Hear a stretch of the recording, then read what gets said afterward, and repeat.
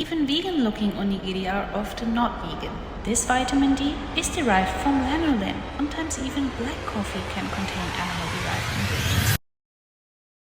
Hi, I'm vegan nutritionist Itadakihealthy, and I've been living in Japan for 11 years, 8 of them as a vegan. In this video, I will show you how to shop vegan at Japanese convenience stores, and specifically what to watch out for. I'm going to focus on the 3 major convenience store brands, Family Mart, 7-Eleven and Lawson. But before we go shopping, there are a few very important disclaimers you should know about the vegan situation in Japan. It might not come as a surprise for some of you, but vegan in Japan is ambiguous and not a clearly defined category yet. There is a vegan label available from the MPO Veggie Project, but actually labeled items are limited and not really available in convenience stores. You can find them more often in organic or high-end supermarkets. Occasionally, you may come across items labeled as plant-based, but this doesn't mean that they're automatically vegan-friendly. Like in this example, the item still contains animal-derived ingredients. This is because the plant-based definition in Japan says the item resembles meat or dairy products but is primarily made out of plants. However, secondary ingredients can be animal-based. Another thing is that food producers are not required to fully disclose all ingredients on their label unless they are one of the 8 most common allergies. As for the other 21 allergens, it is only recommended to label but not a must. Notice that katsuo extract, tuna, the most common hidden ingredient in Japan, is not considered as an allergen and often not mentioned in the ingredients at all. I will of course show you some more examples later in this video. When you check an ingredient label, you may also notice some mystery ingredients, such as flavorings, others, or additives. One of the most common additives being vitamin D. Sometimes those can be animal derived, but without direct confirmation from manufacturers, we are often left guessing. However, it's always good to scan the label briefly before buying, because many animal-derived ingredients such as meat, honey, and certain extracts such as pig bone broth will definitely be labeled. For more information about the labeling topic, you can either purchase my vegan guide or download the Animal Ingredient Dictionary PDF for free in my shop. So, what about accidentally vegan-looking products? Are they actually vegan? You might have guessed it already. The answer is not always. Ambiguous, remember? Sometimes a product can't be considered fully vegan because animal products are used during processing. A good example is white sugar.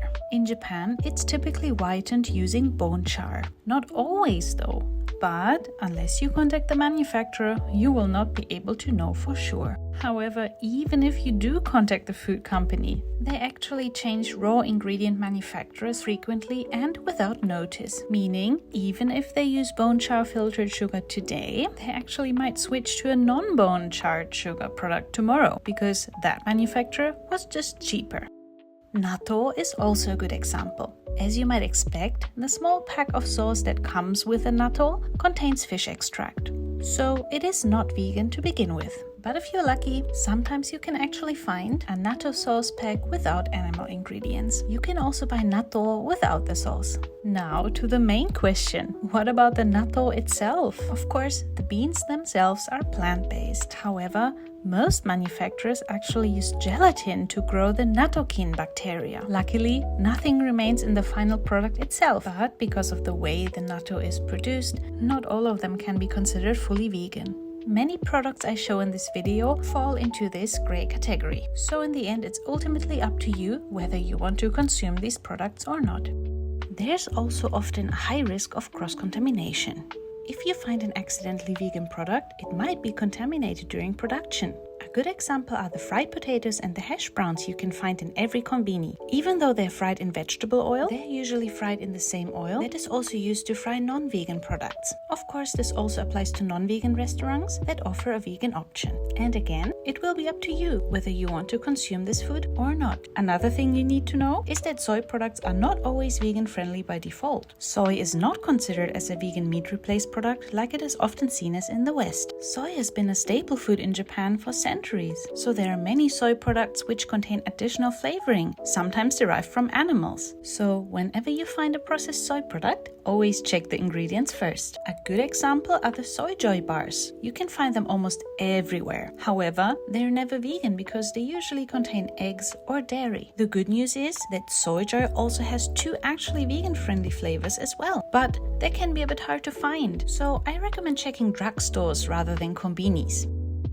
To be honest, I personally call most foods in Japan Schrödinger's vegan Japanese food because there's such a big gray zone. Many long-term vegan residents in Japan go by the following. If a product doesn't obviously list animal-derived ingredients, of course unless confirmed by the food producer, they will eat it, even if it contains white sugar. Wow, that was a lot to take in beforehand. I hope you're still with me and didn't turn off the video in frustration, because now it's finally time to go shopping. Starting with the most sought-after item, onigiri.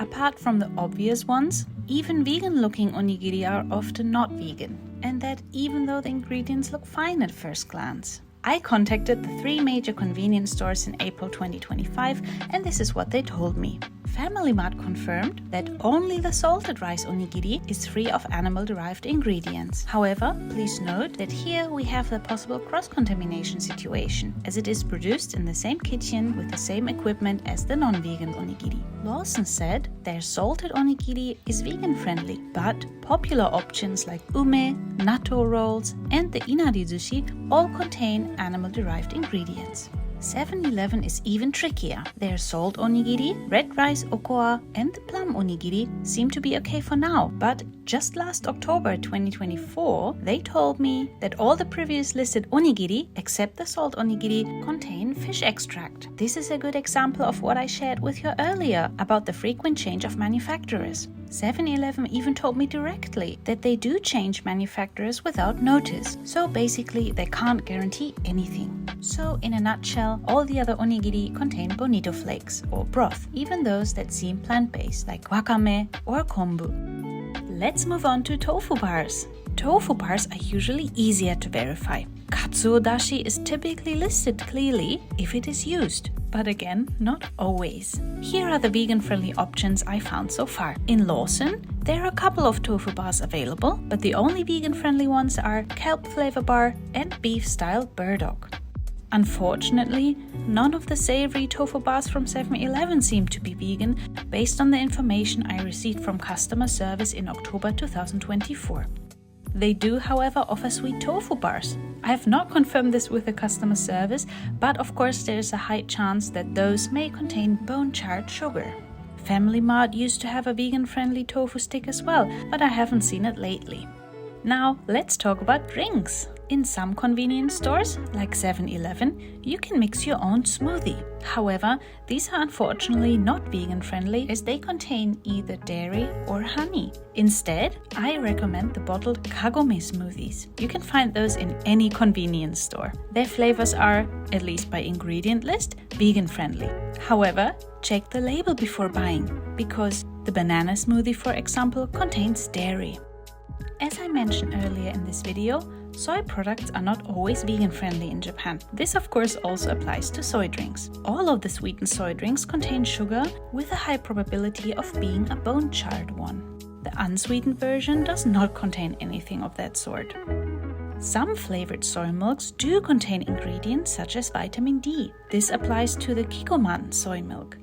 It has been confirmed with the manufacturer that this vitamin D is derived from lanolin, or sheep's wool, and thus not considered vegan. The black sesame soy drink contains honey, and the Kikkoman matcha soy milk contains calcium derived from shellfish. The matcha soy drink from Marusan, however, does not contain this type of calcium and seems to be vegan-friendly. Most unsweetened teas are safe to consume for vegans. Same goes for the freshly pressed coffee from their coffee machines.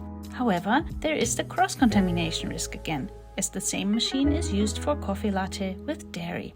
You can of course always buy bottled black coffee and mix it with plant-based milk as an alternative. But sometimes even black coffee can contain animal-derived ingredients, so always double-check before buying. Lately, I have been seeing a ready-mix soy latte at Family Mart, but I haven't confirmed with them whether it is indeed vegan-friendly or not. The Mount Rainier soy latte and oat latte are unfortunately no longer vegan friendly.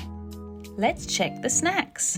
In all conbinis you can find pre-packaged bentos, but unfortunately they're usually not vegan. They might look vegan at first glance, but always double check the ingredients. So our only option is to do the DIY way and combine different foods for a meal. Time to get creative! If the convenience store is big enough, you can always find fresh fruits or vegetables. Alternatively, you can also use frozen ones. Yes, they're most likely packaged in a lot of plastic, but this is unfortunately not fully avoidable in Japan yet.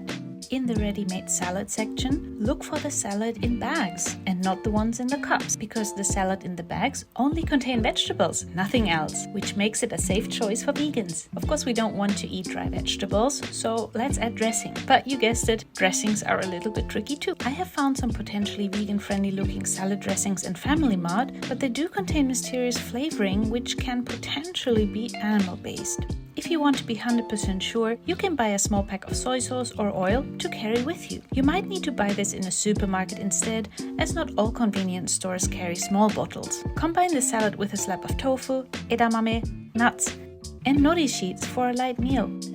Nuts are usually vegan friendly, but check for butter because sometimes they are roasted in dairy. All convenience stores offer dried fruits, which can also be a great snack or dessert. For processed foods, such as chips and cookies, you need to check the ingredient labels before buying. Some salted chip versions are fine, but even if the label says vegetable chips, they may contain animal-derived ingredients, visible or non-visible. A good example are the vegetable sticks from Calbee. The manufacturer displayed that some amino acid proteins are in fact animal-derived, so unfortunately the product is proven non-vegan friendly. Japanese sweets like mochi also often contain animal-derived ingredients besides the sugar and are not always vegan friendly by default, as assumed so often. Always check the ingredients for eggs, dairy, honey, cochineal, katsuo, and shirako. Shirako being fish semen or milk. I have found that monaka sweets are often without obvious animal ingredients, same as the sweet red bean bar, yokan. It is definitely worth checking out the Wagashi section of each conbini, as I have found 3 accidentally vegan sweets in 7-Eleven recently. My personal vegan snacks to go are chestnuts, nuts in general, kagome berry smoothie or green smoothie, soy drinks, fresh vegetables and fruits, edamame, and sweet potato, either freshly steamed or dried. In terms of ready-made food, Lawson has actually another option which seems accidentally vegan. This vegetable curry is very tasty and quite filling. You can combine it with microwavable rice, and you can even ask the conbini staff to warm everything up for you. I also should mention about cup ramen. Unfortunately, none of the cup ramen are actually vegan friendly. The only vegan-friendly instant ramen option, which can be found in many convenience stores, is the packaged shin ramen. Careful, the cup version of the shin ramen is not vegan. Next to the ramen section, I recently found dried soy meat chunks. Originally meant to be a ramen topping, you could also use them to make pasta with bolognese. There's another version of Lawson called Natural Lawson. However, this conbini chain is limited to certain areas in Japan, such as Tokyo and some areas in Chiba and Kanagawa. Natural Lawsons are very rare compared to other convenience stores, which is unfortunate because actually Natural Lawson is one of the best convenience stores for vegans. So if you do find a Natural Lawson, make sure to check it out. They offer a wide range of vegan-friendly snacks, foods, drinks, whatever you can wish for. It is really a haven for vegans. And yes, you can even find vegan cup ramen here. So my advice, especially if you're traveling to the countryside, stock up on those cup ramen. Regular Lawsons sometimes have a Natural Lawson snack corner, and if you're lucky, you can find a range of plant-based snacks in there too. But remember, always check the label because some of them are not vegan. So, as you can see, shopping at a Japanese convenience store is not really straightforward. Until we have clearer labeling and greater transparency in labeling laws, it is a bit like detective work. But with a bit of preparation and some DIY creativity, it is still possible to find options that fit your lifestyle. In general, If you have the options to go into a supermarket instead of a conbini, I recommend going to a supermarket instead. Not only because it's cheaper, but because there's just so much more choice in foods. You might even find some cool vegan items as well, such as tofu noodles and vegan cheese. Always remember to go back to basics and keep an open mind to combine staple food to create a filling vegan meal.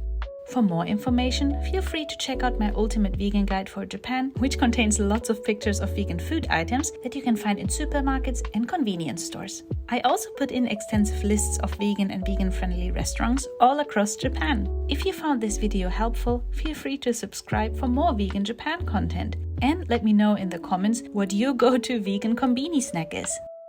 Thanks for watching!